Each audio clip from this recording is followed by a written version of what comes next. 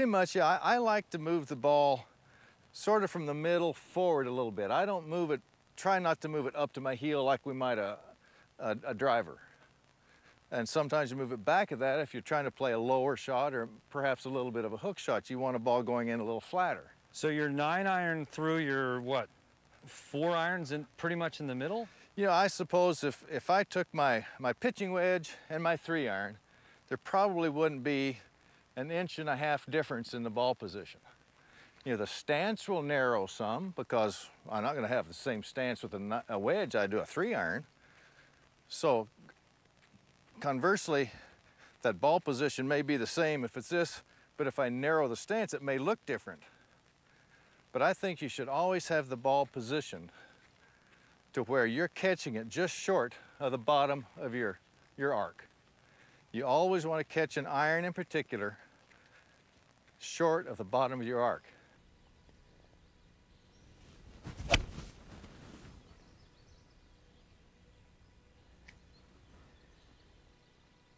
Well, I kind of got away with it. Hit it a little right, but I got a nice kick off the front right of the green, and again, the green being firm, it got all the way back there, almost pin high. What I try to do, I want to try to return my body to impact position. And this is something that Billy Harmon and I work on, thinking of my spine angle in this manner here, and as I come into the ball, I don't want the spine angle to tilt back this way. I want to try to keep it the same as it was at address position. And that one there, I felt a little bit this way, a little underneath it, and I can tell that because the ball was a little higher trajectory than I would normally like and out to the right. So next time, next shot, I'll feel a little more comfortable with getting on top of the ball a little bit more. So I'm going to make sure I take enough club and try to put one up in the air. So I've got a 3-iron. Wind's a little bit against, so I'm guessing it's going to play about 210 yards, which is a little out of my 3-iron range, but it's pretty close. I'm about 200 to 205. But if I catch it solid, it'll go through the wind pretty good. Amateurs don't ever choose enough club, you know, and rarely into the wind do they choose plenty of club. So go ahead and make a regular swing. I'm going to try to extend my arms a little bit higher to get the ball up in the air. Again, 205 into the wind. Contrary to what you hear on television, this is not a 7-iron. This is a 3-iron. I think they pad those numbers a little bit, if I can say that.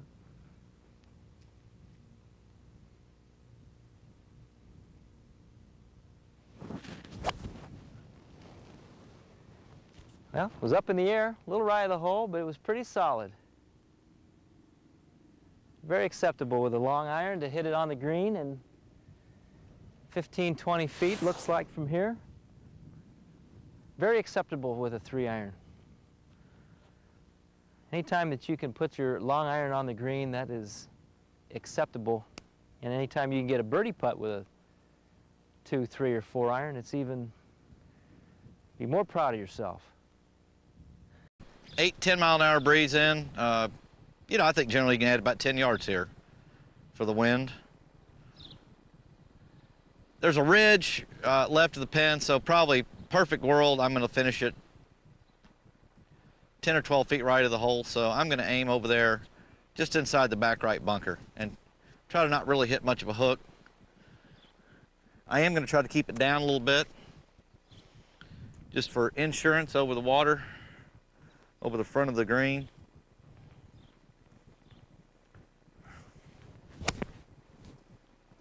And I probably overturned it a hair. Stay right. This would probably give me a good spot for a tip. Yeah. Okay. We don't have much wind, but there's a little bit of breeze here, probably just enough to start having to play a little bit of the breeze, a little bit of the wind. You know, anything that's about 5 miles an hour under, you don't need to play, don't need to worry about too much. It's not going to really take you from a 8-iron to a 7-iron per se, maybe unless you're really, really, you know, high ball hitter. But when you're trying to hit a knockdown shot, which is what I'm trying to hit here, and people talk about it a lot, one of the things I do, especially being someone that draws the ball, when you move the ball back in your stance, which is one of the things that you know probably should do to get the trajectory down, is that by swinging from the inside, the more I have this ball back in my stance, the earlier I'm going to hit it in the downswing, which means I'm going to have a tendency to hit it even more from the inside. And by trying to hit it low, there's a good chance that I'll hit it too much from the inside and have too close a club face at impact. And that's when you hit the low shot you kind of want, but it way overhooks. So trying to figure out, you know, ways to combat that hook and not overhook when you're trying to hit a knockdown, I definitely agree with moving the ball back in your stance. And obviously the shorter the club, meaning the more loft it has, the more back I'll move it. But this would be a 7-iron in this particular case. I'm going to definitely play this ball right of my sternum or try to get it right of the center. And now really the big trick, besides moving the ball back, is to try to get a little closer to the ball. I'll try to move in a couple of inches closer to the ball. Instead of being, let's say this is normal right here, and my left foot was, you know, we'll mark a spot here. I'm going to actually move in a couple inches. And I'm going to be in here closer. And what this does is allows my swing to be a little more down the line and a little bit less, have a little less tendency to be too much from the inside. The only thing you have to watch is being too steep. So you still do a lot of the same things, but I've moved in closer. I've kept the ball back. I'm not going to swing 110%. And it does help seem to take some of the hook out. That ball drew just a little tiny bit. Still swung, ball was still, the club head still moved from the inside out, but not as dramatically. I had 106. Okay, so I had my gap wedge, okay, which is 50 degrees. So that's not a full one. Okay, so what I do is I choke up on it a little bit, okay, and then when I take my practice swings, I just take it a little shorter back, but I want to make sure I follow through. So I try to balance my swing. It's a little more compact, a little shorter back, a little shorter through to get a little less distance. And that's pretty much choke up on it, take a little shorter back, a little shorter through, and try to still hit a solid shot. I mean, that's the key to it. Now here's a shot I think or a situation we find a lot in golf. We're kind of between clubs. Mm-hmm. And my approach is we're at 138 yards, and with what we're looking at here, it's probably more like 144, 45 yard shot. For me, that's the outer limits of my 8-iron. So now I'm thinking I got a little wind in my face, and I'm uphill. So the ball's going to go high to start with, more wind. So now I'm thinking, probably just a little 7, but most people want to grip it and rip it when the other is the most logical. So I'm going to take a little 7 and really try to control this shot more so than hit it hard. And controlling it's going to get a better opportunity to get up into the cup area and more on line than trying to really give this a hard hit. Now I could get an 8-iron there, but I've got to swing so hard that the results are not measurable. Again, we talked about ball position. I'll talk about, gripping down a little bit. By gripping down, not a lot, but a little bit, I decrease my club head arc just a little, which takes a little of the hit off the ball. Other than that, I approach it very much the same.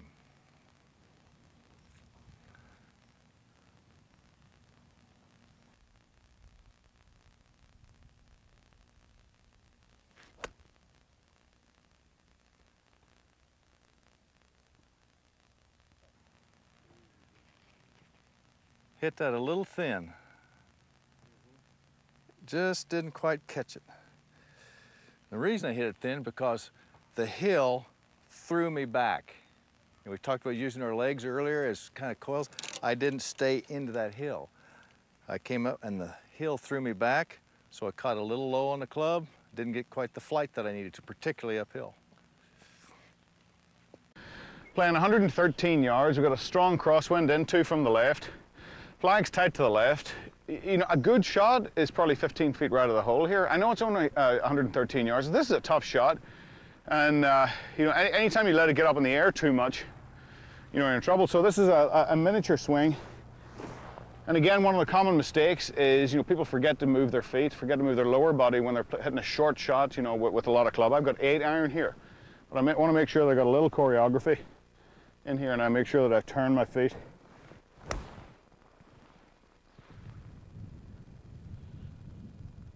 Oh man, I hit it perfect too. I hit it just perfect, the wind didn't touch it. Oh God. That the shoulders control the direction the club goes. And if we're trying to hit a dead straight shot, you've always heard about aligning your feet square and your knees and your hips and your shoulders. That is the easiest way to do it. Some people stand open and have square shoulders, and some people stand a little closed and have square shoulders. That's fine. Especially for the older guys and guys who aren't supple, to stand close and have your shoulders square is a good thing because it helps you to turn back behind the ball a little more. But generally speaking, when we're going to hit the normal straight shot with the 5-iron as I have here, I'm going to stand with my feet square, parallel to my target line. I'll get my shoulders aligned square to that, my hips, and very importantly, the eyes. Because if the eyes get out of kilter, it's going to bring the shoulder around, or if you dip your head this way, it's going to bring the shoulder around and point them to the right. So make sure that your eyes are nice and square, and then just go ahead and swing normally, and you should hit a straight shot. If I'm going to draw the ball, and I've hit it behind a tree, and obviously by moving the ball back in your stance or up in your stance, you can elevate the ball flight or knock it down a little bit. But if I'm going to draw the ball, basically, I'm going to just align my body to the right. I'm going to put the club face square to my target line where I want the ball to finish. So in relation to my body, it is shut. But in actual fact, relation to where I'm going, it's dead square. And I'm going to just turn my shoulders and align everything to the right. And what's going to happen is the club's now going to come back on an inside line. And it's going to release outside the line that way.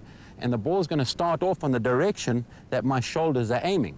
But because my club face is square or closed relative to my body, it's going to put hook spin on it.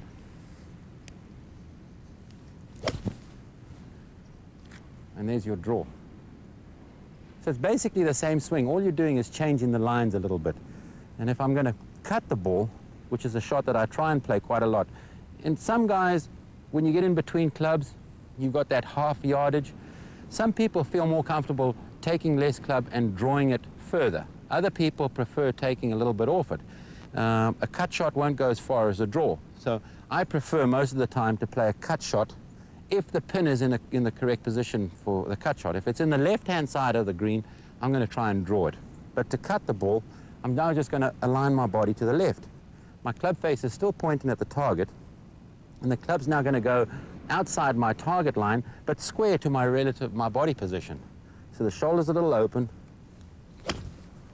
Us to imagine the perfect pivot. Well, you can't really talk about pivot until you talk about posture, because if your body's not in a good setup position, it's very difficult for it to move correctly or pivot correctly. So I'm just going to use John here. We're just going to go through what a good setup looks like, and then we'll talk about how to pivot.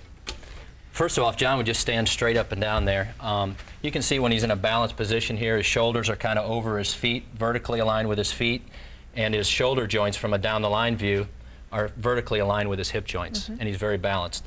But we don't play golf from a vertical position. We play golf with our spine angled towards the ball.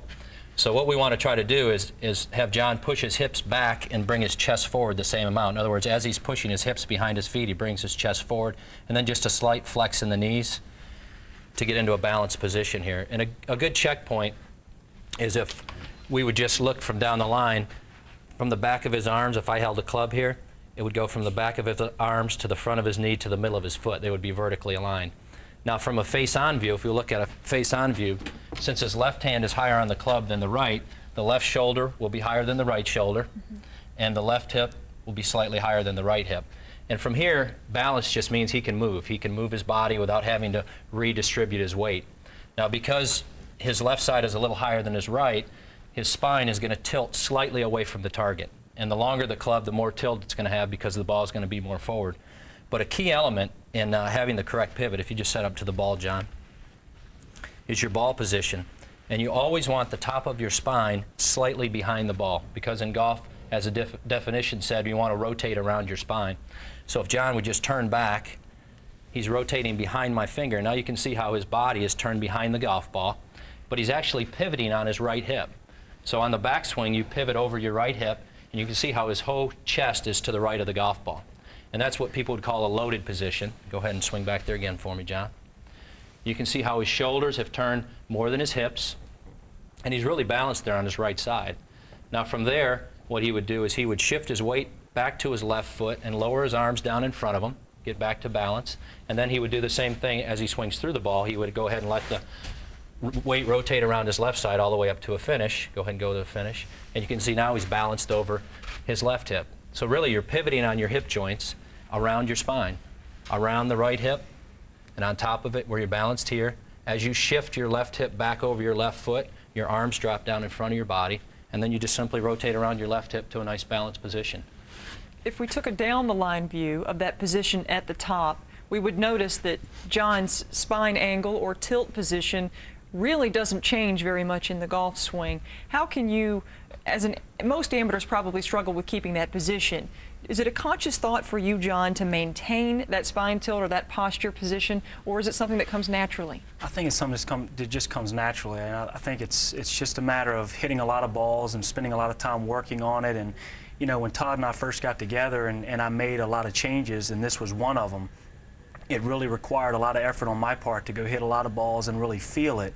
And it took a while, but now it's just got, you know, to where it's just a natural feeling, and I don't really think about, you know, where I am in my spine angle and things like that. I'm able to just swing the club and just play golf. Can we get a sense of where your swing was when you came to Todd and what you did, you know, from there? I guess really You've probably forgotten it, and that's not a bad thing. Yeah, really. My biggest problem, I think, when I first came to Todd was my knees were kind of pinched in. My posture really wasn't that good. When I took the club away, my left side would kind of drop down to the ball, and still, even today, that's kind of a problem that I get into from time to time. But I really, you know, dropped my left side down, which really put me in a bad position at the top, where I either had to really time my swing perfectly to hit good shots. That's why I lost the consistency that I have today. But you know, that was really, I think, how I was. I kind of was a little more handsy than I am now today. I think I'm more compact, and everything moves together more during the swing than it did before. I was very handsy, kind of flip it at the bottom. That's why I hit it further than I do now. I become more consistent. I'm able to hit the ball straighter and more under control. Why don't you hit a couple shots for us, just to give us an idea of what that swing looks like right now? We know it's making money on the PGA Tour, tied for 11th last week in Phoenix. Congratulations. Thank you.